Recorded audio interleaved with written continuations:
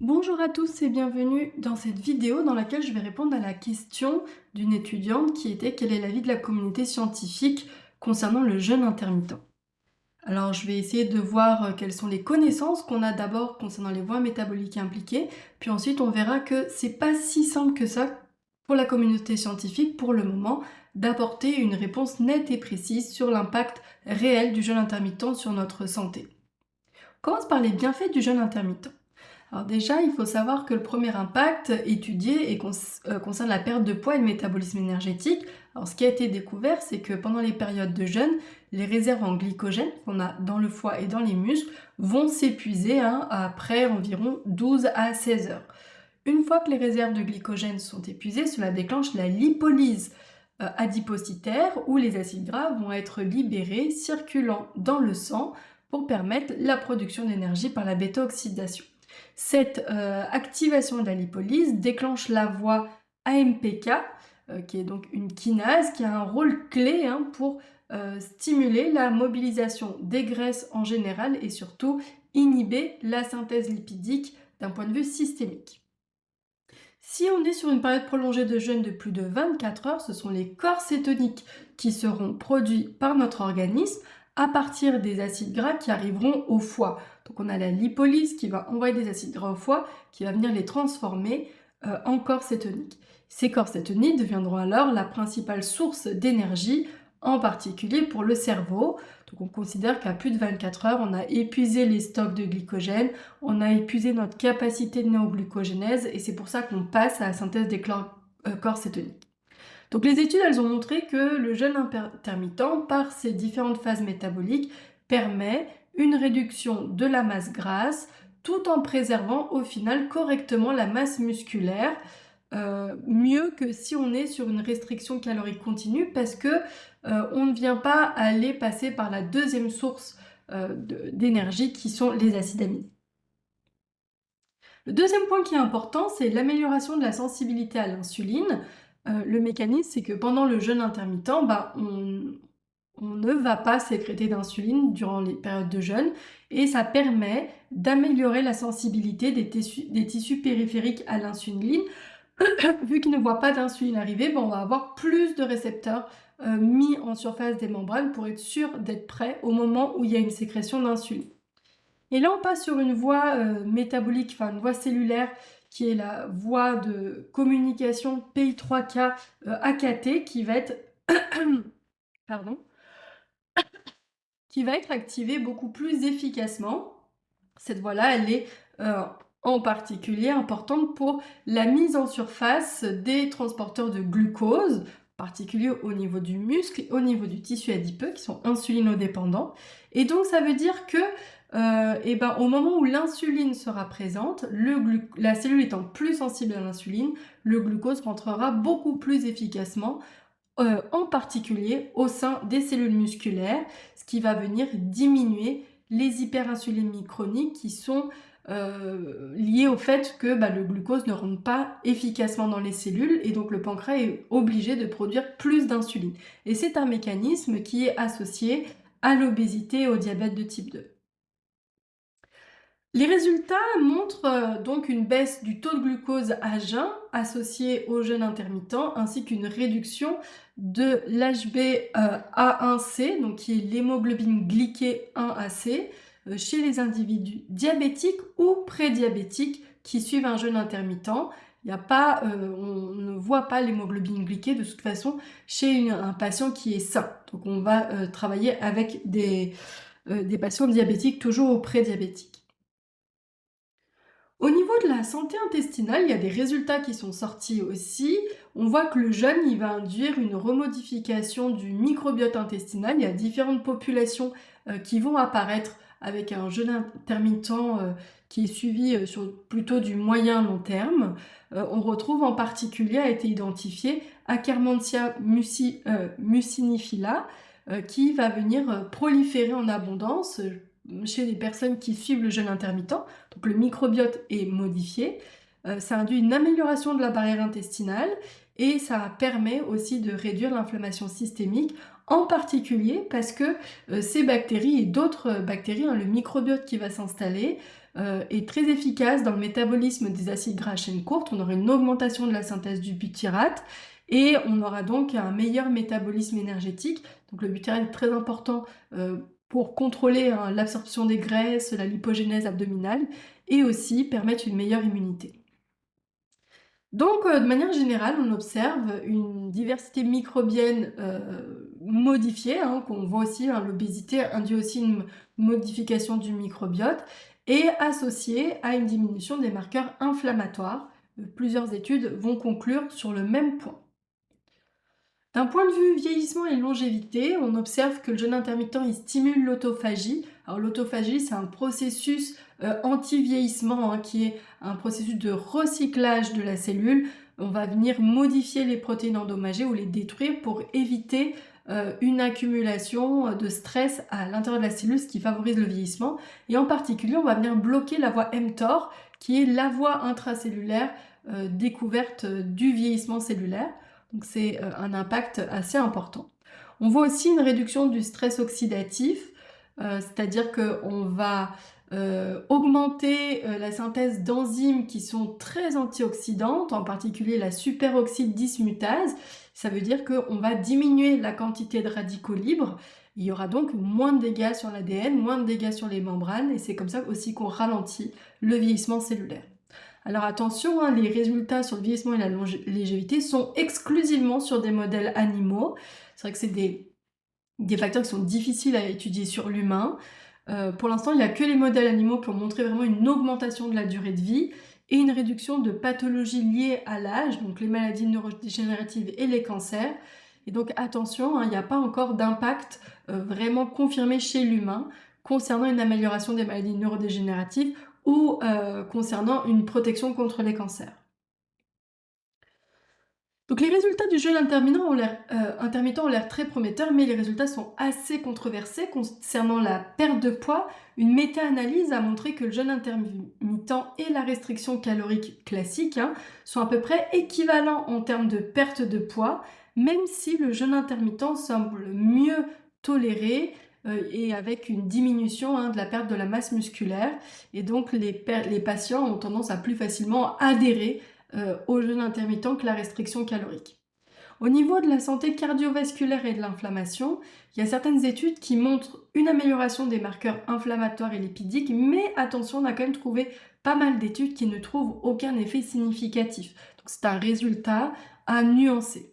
Et concernant la cognition et la neuroprotection, même s'il est proposé comme une solution miracle pour améliorer les fonctions cognitives avec l'âge, surtout grâce à l'autophagie neuronale, il y a quand même des études en double aveugle qui sont montrées, alors on en parlera un petit peu après, qui montrent que les effets sont vraiment soit peu significatifs ou vraiment très faibles, soit transitoires, ou alors parfois on ne peut même pas le dissocier d'un simple effet placebo.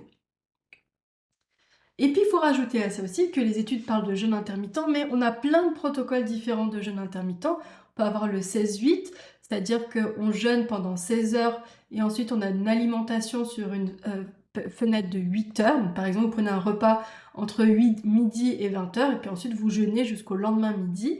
Alors ce protocole, il montre qu'il favorise bien la lipolyse et il permet une routine alimentaire quotidienne. On a le jeûne alternatif, le 5-2, c'est-à-dire 2 jours non consécutifs de restriction calorique sévère par semaine et les autres jours étant normaux.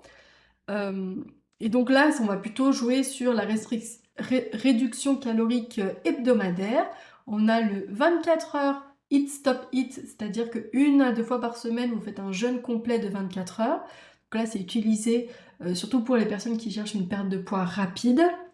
Et on a le jeûne modifié, c'est-à-dire qu'on va faire des réductions caloriques sur plusieurs jours, donc environ 40% des besoins. Ce jeûne-là, il est conçu pour imiter les effets métaboliques du jeûne prolongé, tout en apportant un apport minimal de nutriments. Voilà, donc les différents effets sont étudiés et donc il est important de savoir de quoi on parle en fonction des différents effets. Et c'est pas très simple de vraiment mélanger et de savoir un petit peu qui a fait quoi, quel résultat vient de quel type de jeûne. Donc cette variabilité des protocoles font que les résultats sont quasiment impossibles à comparer d'un article à l'autre, et ça empêche de généraliser les conclusions. Et en plus, on s'est rendu compte que les différents protocoles, en réalité, induisent des effets métaboliques complètement distincts, que ce soit que de la lipolyse, production de corps cétonique, et en plus, les études, globalement, utilisent leur propre définition, leur propre protocole. Donc il n'y a rien de très officiel, vraiment, encore, d'un point de vue international, sur l'étude du jeûne intermittent. Puis en plus, il y a des limites méthodologiques, il y a le biais d'adhésion. Les participants aux essais cliniques sont particulièrement motivés, ils ont des attentes très élevées par rapport au jeûne intermittent, et donc ça fausse complètement les résultats si on prend un groupe de personnes un petit peu moins motivées qui n'ont aucun intérêt par rapport à la nutrition. Et puis la durée des études, la plupart des recherches, elles sont de courte durée, inférieure à 1 an, et donc c'est difficile vraiment de conclure sur une évaluation à long terme.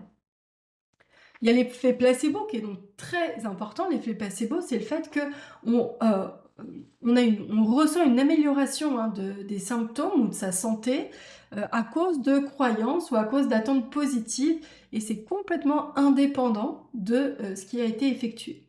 Et dans le jeûne intermittent, on est comme sur un régime alimentaire avec de fortes attentes sociales, un régime alimentaire qui est très médiatisé, donc forcément, il faut se poser la question de l'effet placebo. Donc par exemple, une perception de bien-être après un jeûne peut être complètement attribuée à l'effet placebo, surtout que ça va être renforcé par la popularité médiatique de ce jeûne, et en plus les anecdotes personnelles. Tout le monde connaît quelqu'un qui a fait le jeûne intermittent, qui s'est senti bien, et donc nous, forcément, on a envie de ressentir la même chose, ce qui peut un petit peu biaiser les études et le réel impact. Donc les études sans groupe placebo vont complètement compliquer la conclusion, et en général, c'est devenu, pour avoir un petit peu de crédibilité sur son étude scientifique, il faudra absolument avoir un groupe placebo très bien déterminé. Parce qu'en réalité, la simple modification du comportement alimentaire va faire que vous avez un sentiment de contrôle, et donc vous allez vous sentir plus en santé. Et on n'a aucun retour vraiment critique scientifique par rapport aux vraies modifications sur votre organisme. Il y a eu des études qui ont été faites sur l'effet placebo dans le jeûne intermittent. Donc il y a eu une étude sur les effets neurocognitifs en double aveugle. Donc c'est-à-dire qu'on essaie vraiment on ne connaît pas les participants, on ne sait pas ce qu'ils mangent pour vraiment... les doubles aveugles sont vraiment les études scientifiques les plus rigoureuses. Et on a vu que des améliorations marginales, peu significatives par rapport au groupe témoin, qui avaient des attentes similaires, c'est-à-dire que l'effet perçu du jeûne intermittent sur la concentration, sur l'énergie, en tout cas c'est les facteurs qui avaient été utilisés, peuvent être attribués en partie à l'effet placebo. Et puis, il y a d'autres biais qu'il faut prendre en compte quand on voit les résultats du jeûne intermittent. Il y a le biais des études. Donc en fait, la majorité des études sont faites encore sur des modèles animaux ou sur des échantillons humains très limités, peut-être même des cellules humaines qui sont en dehors de l'organisme. Et puis on est aussi sur des patients en bonne santé, ou alors sur des populations cliniques très spécifiques, donc des patients obèses, des patients diabétiques. C'est difficile d'appliquer les résultats d'un patient en bonne santé sur un patient diabétique et inversement. Et donc, les résultats sont vraiment à prendre avec des pincettes, et en plus, on n'a aussi pas de contrôle sur les régimes alimentaires de base, sur l'activité physique de base. Donc on a des populations qui peuvent être très hétérogènes d'une étude à l'autre. Comme je vous expliquais, il y a une étude qui a été faite sur des jeunes athlètes suédois entre 20 et 25 ans, avec des résultats sur le jeûne intermittent plutôt positifs, et exactement la même étude réalisée sur une famille aux États-Unis où ils ont 45 ans, alcooliques chroniques, fumeurs et obèses. Et on aura un résultat complètement inverse. Il y a aussi l'effet individuel, il faut prendre en compte le facteur âge, sexe, génétique, microbiote intestinal, état hormonal, parce que par exemple chez la femme, il y a des effets sur les cycles menstruels, il y a des cycles sur le métabolisme osseux observés, et donc ça c'est un point qui soulève des inquiétudes spécifiques. On n'a pas du tout de recul par rapport à ces effets-là, et donc il faut faire attention. On a, comme déjà précisé, on a un manque de données à long terme, donc c'est difficile de savoir est-ce que la perte de poids ou la sensibilité à l'insuline vont avoir un impact à long terme. Est-ce que à long terme, on n'aura pas une perte de masse musculaire, une perte de densité osseuse? C'est encore beaucoup trop flou pour vraiment donner une conclusion à ce sujet.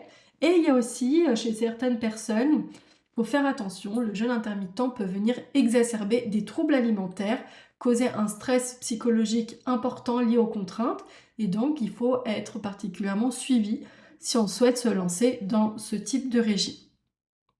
En plus, les personnes qui sont dans ces contextes de troubles alimentaires ou avec des troubles anxieux seront évincées des études, donc on n'a pas de recul non plus sur ces populations.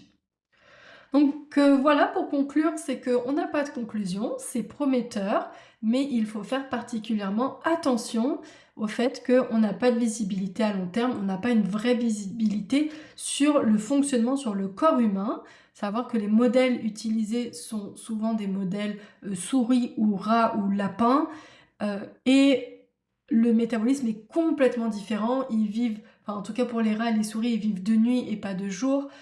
Ils ont un système immunitaire complètement différent de l'humain, donc toujours garder ce regard critique dessus.